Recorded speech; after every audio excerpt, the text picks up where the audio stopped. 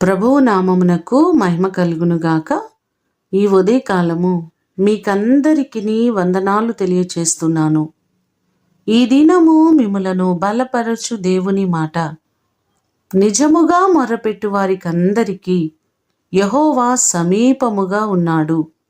కీర్తనలు 145వ కీర్తన 18వ చరణం. మన దేవుడు మనకు సమీపముగానే ఉండేవారు.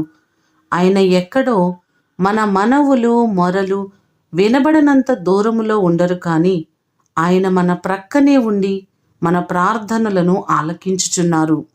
ఎవరైతే ఆయనకు నిజముగా మొరపెడతారో వారికి సమీపముగా ఉండి సమాధానం ఇచ్చే గొప్ప దేవుడు. ఇశ్రాయేలు ప్రజలు పడుతున్న ఇబ్బందులలో వారు ఆయనకు మొరపెట్టగా ఆయన వారి పక్షముగా దిగి వచ్చినట్లుగా మనము నిర్గమాకాండంలో చూడగలం. అలాగే మనకున్నటువంటి ప్రతి సమస్యలో, ఇబ్బందిలో, కష్టములో దేవునికి మొరపెట్టినట్లయితే ఆయన మన మొరలు ఆలకించేవారు. ఈ మాటలు వింటున్న మీ అందరి జీవితాల్లో మీకున్న ప్రతి సమస్యల నుంచి దేవుడు మిమ్ములను విడిపించి మీ ప్రార్థనలన్నీ ఆయన ఆలకించి అంగీకరించి సమాధానం ఇచ్చునుగాక. ప్రార్థన చేసుకుందాం. పరలోకమందున్న మా తండ్రి, మీ పాదములకు వందనాలు, స్తోత్రాలు ప్రభువా.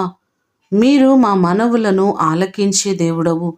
మీ సన్నిధిలో నిజముగా మొర్రపెట్టు వారికి సమీపముగా ఉండి మాకు సహాయము చేసే గొప్ప దేవుడవు మీరే ప్రభువా.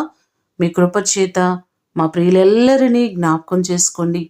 ఎవరు ఏ సమస్యల కొరకు మీ సన్నిధిలో మొర్రపెట్టుచున్నారో వారి మొరలన్నిటినీ ఆలకించి వారికి గొప్ప మేలును మీరు కలుగ చేయండి. బలహీనులను బలపరచండి. మీ శక్తి చేత, మీ బలము చేత ప్రతి వారిని మీరు నింపండి. ఈ దినము కొరకు వందనాలు, కృతజ్ఞతలు మీకు తెలియచేస్తూ యేసు అతి శ్రేష్టమైన నామమున అడిగి వేడుకొని పొందియున్నాము తండ్రి.